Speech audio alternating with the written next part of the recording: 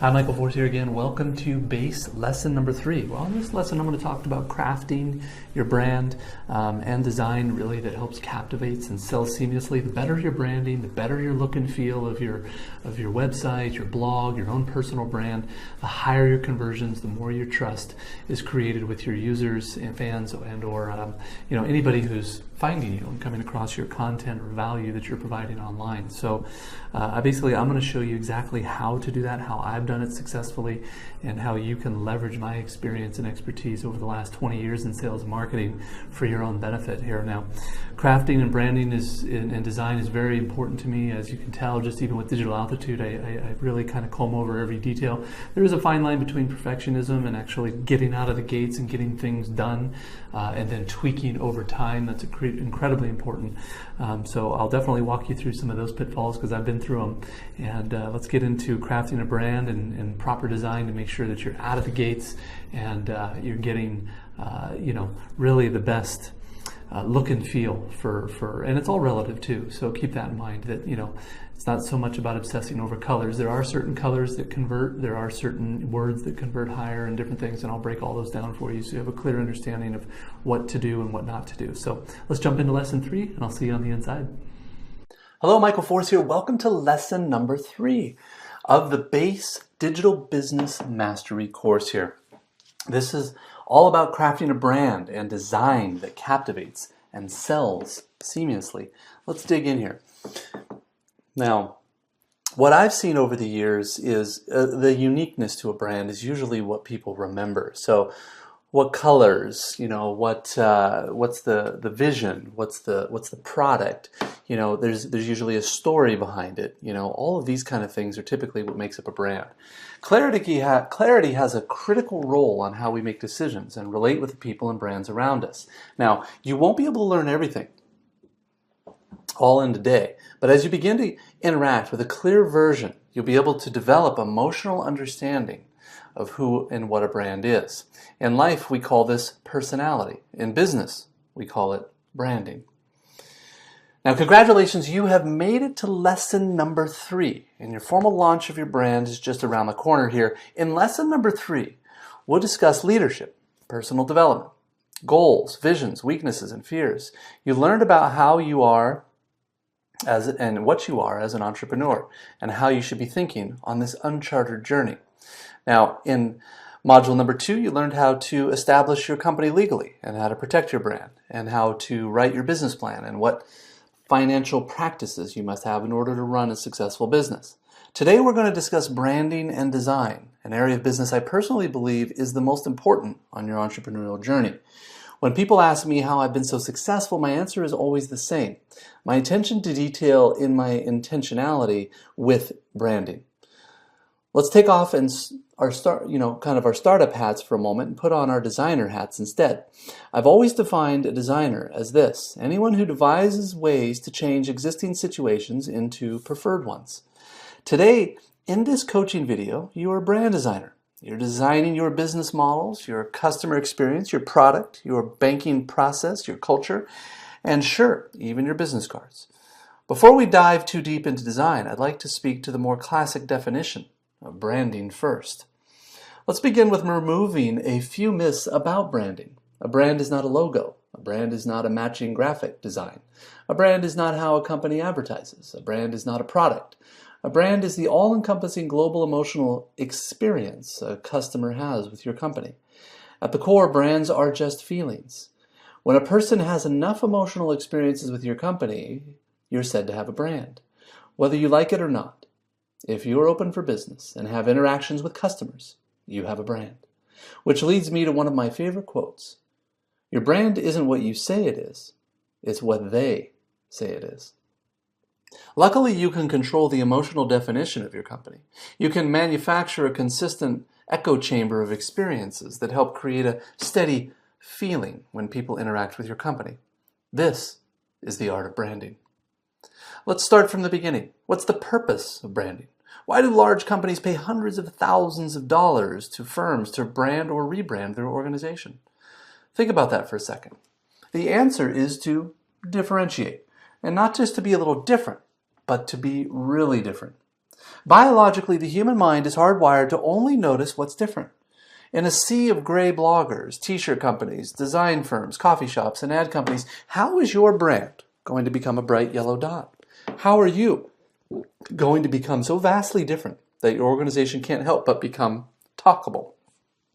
Remember, we live in a time where consumers are overloaded with information, which leads us to another important lesson.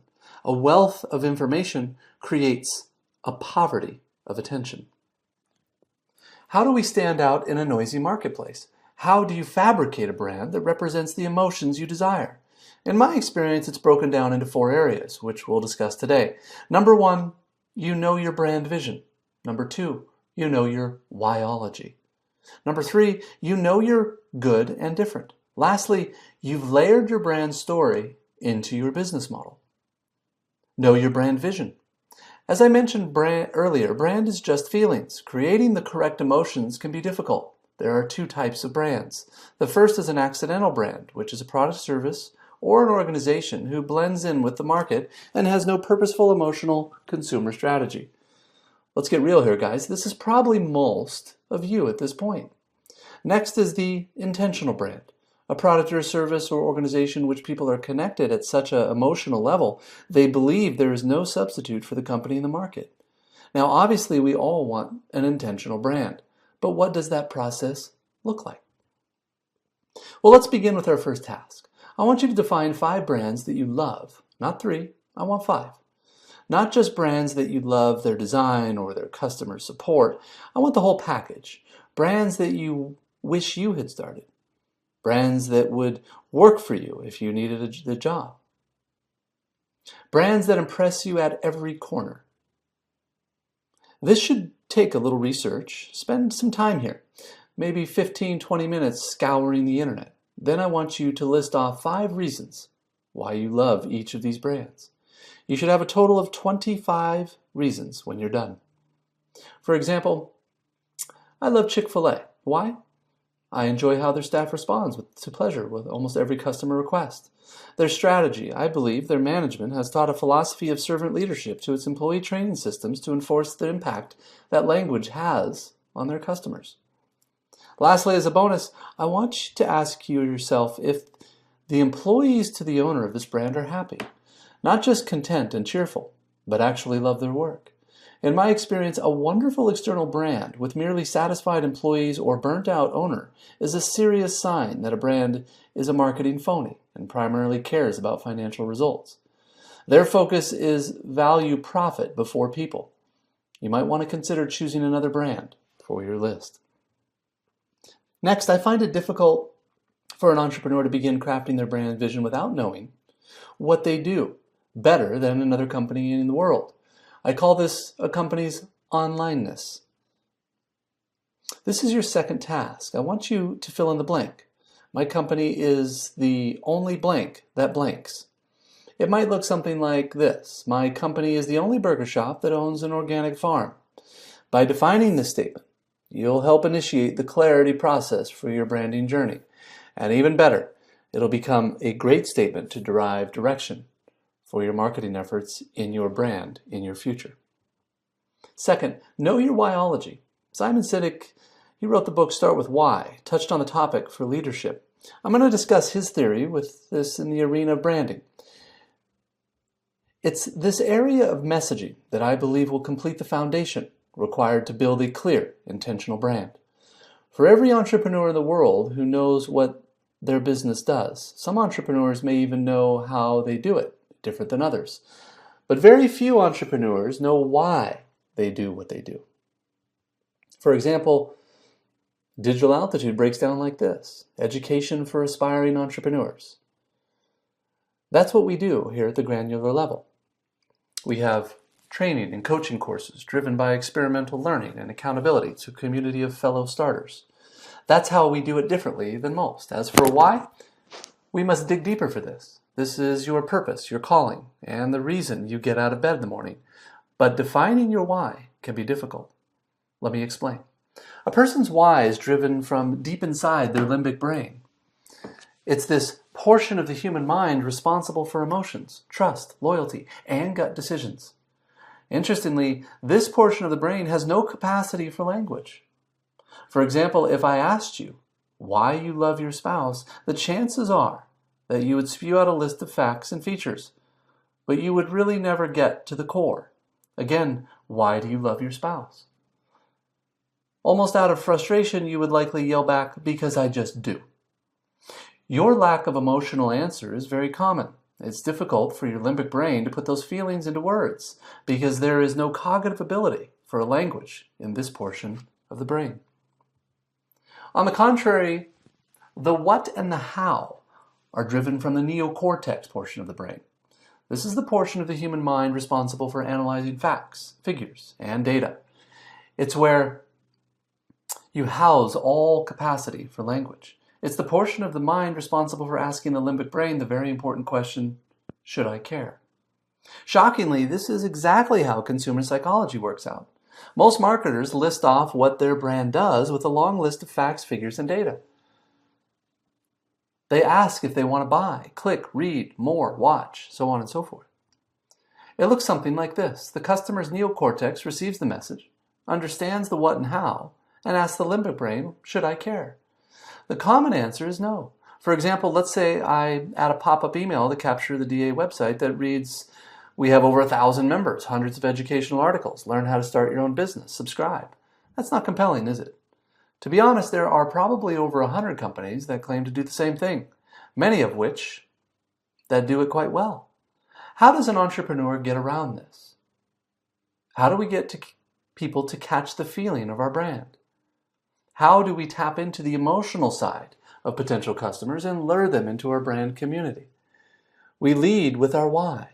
We activate the emotional side of our brand first. Over the past few years, it's become clear that with consumers inundated with thousands of ads, sales pitches, marketing ploys, and visual simulation, our neocortex has learned to filter out the noise better than ever. The what and how messages are more common in the sea of sound. Over the past few years, it's become clear that with consumers inundated with thousands of ads, sales pitches, marketing ploys, and visual stimulation, our neocortex has learned to filter out the noise really better than it ever has. The what and the how messages are mere common in a sea of sound. Now, more than ever, we are realizing that people don't buy what you do. They buy why you do it. Better email capture might look something like this. We believe dreams are worth chasing. It's our mission to provide dreamers the educational tools to start their own business. Climb for your dream. Much better, right? It opens up with speaking to your limbic brain. It looks something like this. My emotional statement skipped your neocortex, although by starting in your limbic brain. Then I fed your neocortex with the facts and figures of the second. This is how the best entrepreneurs position their brand messages. What is your company's why? Let me give you a few tips and examples on how to develop and present your whyology to the world. Number one, your whyology statement must have the ability to place the words I believe or we believe in the front of it. I'll provide you some examples here in a moment. Number two, in most cases, your whyology should become your tagline and just add a quick learning point. Taglines live with names, while slogans live with campaigns. Your tagline will become a critical representation of your brand, a slogan as a part of advertising. Number three, your whyology statement should be short, no longer than 5 words, 2 or 3 words at best. Number four, once you define why, make sure it's the first thing people do and know they land on your site, meet you in person, or read it in your business card. Here are a few examples of whyology statements. DA, dreams are worth climbing for. 7ly, people matter. Spokenly, words change the world. Pro merch, sports connect people. Notice that you can add the words we believe in front of each of these statements. Here is your next task. Take a moment to define your what, how, and why into 3 single sentence statements. Note that I've spent 2 or 3 days defining whyology statement. You may want to brainstorm a list and thoughts and even with some friends before attempting to put this together. Section 3. You know you're good and you're different. As I mentioned earlier, branding is about creating a different, memorable, and talkable brand for the market. But finding the balance between good and different can be challenging. Think of it as a chart with an X and a Y axis. one side representing good and the other side representing different. The first box represents good, but not different. This is why 95% of brands find themselves. These brands test very well, they're safe. It's a good brand that just blends in with everyone else. The second box is to be good and not different. Surprisingly, these brands make it to the market, gain mediocre traction, but eventually will fail. We call this area dying on the 20-yard line. The third box is different, but not good. This is probably the most dangerous quadrant. There is no traction here. It fails immediately, and people remember how bad it was. The fourth box, the box that we're all striving for, comes with some magic, good and different. For many entrepreneurs, especially left-brain thinkers, this is a risky space. Different makes them think of a thought like, don't fix it if it's not broken, or it's good enough. Why make it different? Do you guys remember what the first Prius first came out? How weird looking it was. We now understand that in order to achieve its efficient gas mileage, that the body needed to be aerodynamic, which made the car look very different from the rest. Without going into too much detail, let's just say it became the most popular car of all time. What about Tom's shoes? In 2006, when I saw people wearing a pair of Toms, I didn't know if they were wearing slippers or shoes. They were kind of ugly and they fought against the current trends. But when you learn it's based on a successful shoe design in Peru, and every pair you purchase provides a pair to a child without shoes, it changes the entire perspective. It's different, and to the tone of a few $100 million. When we think of creating a good and different brand, words to describe good and easy, but what are words to describe different? They are difficult. I've created a list of both good and different words that will be available for you in this month's study guide. Section 4, layering a brand story into your business model. As many of you know, word of mouth is still the #1 driver for all business growth. Since many companies become lost in a sea of other brands, cut from the same model, it's difficult to notice anyone. They all have a product, they all have a good design, a nice video, good customer support, and maybe even cool packaging. What you've done is create exactly what every other startup has created. In order to stand out, you must create a brand business model that is not like anything you've ever seen. A story that is so incredibly different that people cannot help but tell others about it. To do this, you must break your brand story into 3 layers. I'll walk you through what it looks like using a brand that I conceptualized for a past client. Layer number 1 is the foundation layer and is based on what your company does. The statement should start with, "We sell blank." For the company I was working for, we sell coffee. What this layer provides is a starting point on how to position your brand's story. Layer number 2 is called the differentiation layer. It's when you list off who you sell your product or service to, but be specific. Remember, if you're everything to everyone, you're nothing to anyone. For this company, it was the outdoor community.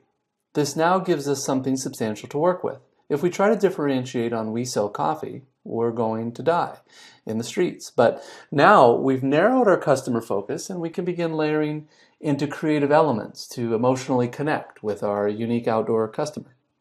Here are 4 creative elements we came up with. Number 1, let's create collections of coffee named after the national parks like Yosemite, Joshua Tree, and Yellowstone. Number 2, we thought let's wrap the coffee bags with beautiful photos of the outdoors taken in the parks by influential photographers. Number 3, let's say the history of the founding story or of each national park on the back of each coffee or bag or cup. Number 4, let's design the shop with old maps and photos of the parks that make an experience of being in the outdoors come alive. Effectively, we've just captured a passion community because there's already a group of people who love the outdoors and love places like Yosemite and love outdoor photography and history. We've already ignited an emotional brand layer that connects far deeper with your target customer than coffee alone. Furthermore, you've extended a long runway for brand play and other creative ideas that fit within the national park's outdoor hiking camping community. Layer number 3 is called the independent story amplifier. This is where you must ask the question, what will make it impossible for people to talk about your startup? What can we do that fits with our differentiational message that is so unique that people can't help but be entertained by it? What can we add to the customer experience that just puts the cherry on top of our brand? For this company, was the statement, with every bag of coffee sold comes a bag of matches for your next adventure. Wait, what? A box of matches? Yep, not just any batches. A box of matches either. A unique box, walnut stemmed, paint dipped, color tipped matches held in a beautifully designed recycled 2.5 by 1.5 inch chipboard box. When someone hands them to you for free, you're blown away. They're so lucky. They're so beautiful that you want to take a photo just to post it online. Lucky for the business owner, they've created the incredible wow factor. Free word of mouth marketing for all in less than a quarter. What makes this story even more interesting is that the outdoor coffee company happens to also make the highest quality matchboxes in the world. Inside their stores, along with the coffee, you can purchase various links of matchboxes, from wood boxes to long stem versions for your fireplace or just a designer box to put on your shelf. We've now completely amplified the brand story. We're a coffee company who sells to people who love the outdoors. With every bag sold, we give a free box of matches for your next adventure. It really sounds like something, right? I want to tell my friends about something that gets them excited. Now guess what we called the company? Matchbox Coffee. Their tagline, adventure awaits. They're not a coffee brand, they're an outdoor brand who happens to sell coffee. Here's another example of a great independent story amplifier. As a child, I would go to the Ace Hardware store with my dad. He would be getting tools to fix up the house, but my favorite thing was to run into the back of the store and grab a bag of popcorn. Yes, a hardware store provided free popcorn, at every location too. A small, inexpensive addition that went a long way in the differentiation area.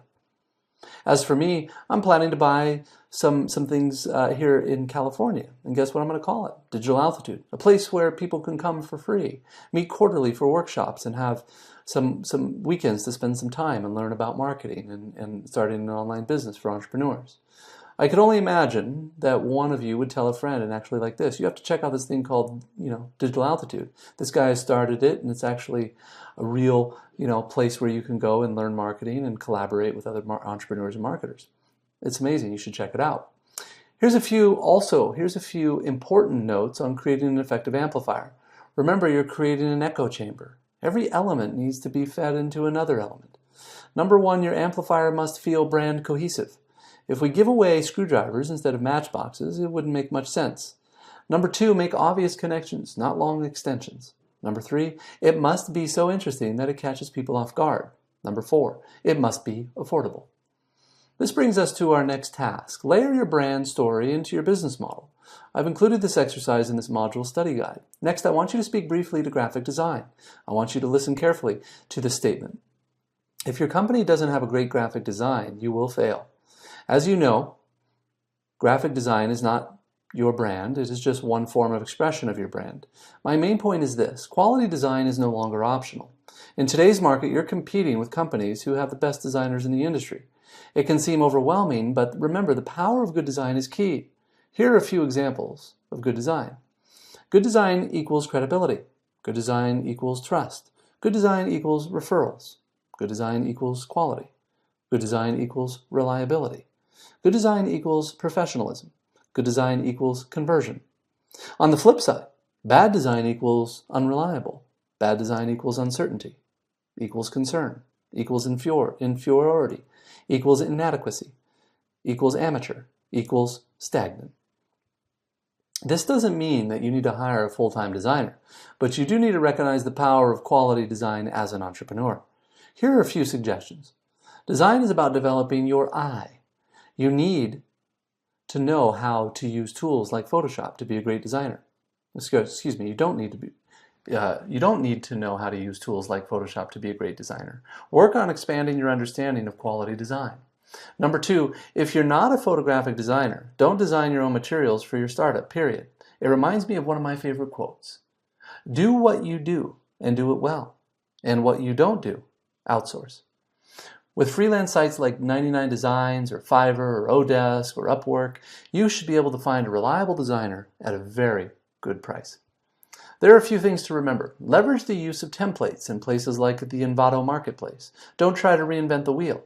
They have great branding packages, logo designs, business cards, mock-ups, you name it, all for an affordable price. Secondly, pretty doesn't count. Yes, you want your design to look nice and create a visual impact with customers, but good looks alone don't bring in sales. Great graphic design is blended with strategy, clever copy, writing, and an intended result. The takeaway, bad designly graphics can be very expensive. It can actually keep your entire startup from being successful. If you can't afford to do it right from the startup, wait until you can. Trust me, this area of patience will pay off. Last step is creating a brand guide for your startup. A brand guide is the organizational's identity guidelines written in a manual to explain how the brand should be represented internally and externally. Imagine that the Target logo looks completely different everywhere you see it. There will be no way of making the instant connection in consumers' minds between the logo and the brand promise. Brand identity guidelines provide very specific instructions on how tangible elements of the brand should be used in all forms of the company's communications, from business cards to ads to packaging to signage and everything in between. In other words, by following specific brand guidelines, your brand can leave its exact fingerprint across all communication touchpoints. A professional brand guide would include instructions related to the colors, fonts, and layout. They also include sections on logo and tagline, use of signs, photography, signs, brand themes, and more. These guidelines are there for forms of branded marketing and advertising. Even in the internal presentation that uses the brand name and logo, a form of branded communication that should follow the brand identity guidelines. Most importantly, every brand needs their own brand identity guidelines manual. In these guidelines, which will make it possible for the brand to move through these primary steps of branding, builds consistency, persistence, and restraint. If your brand isn't consistently portrayed and communicated persistently within certain restraints, then your entire brand and brand story are compromised. This leads to a brand confusion, which can actually kill a startup. A great brand guide can ensure your company is always portrayed consistently and accurately, so consumers have an opportunity to develop the trust in your startup and its promise. In other words, set expectations for your brand right now with a basic brand guide that enables everyone who creates communications for your startup to accurately portray its story. Here's your final task. Create a 5-page branding guide for your startup. Page 1 should include a cover that represents the brand. Page 2 should include the company's mission, the whyology, the vision, the core values, and your onlineness statement, and even 5 to 10 words explaining how your brand should feel.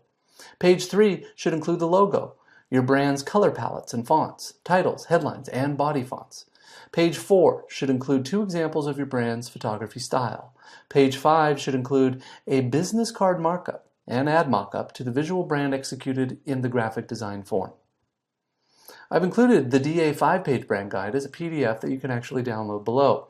This concludes this lesson. So let's go over what we learned today. Number 1, we took an overview look at branding. Number 2, we learned how to create a brand vision. Number 3, we learned how to create a whyology statement. Number 4, we discussed how to create your good and be different brand. Number 5, we looked at how to layer a brand story. Number 6, we reinforced the importance of good design.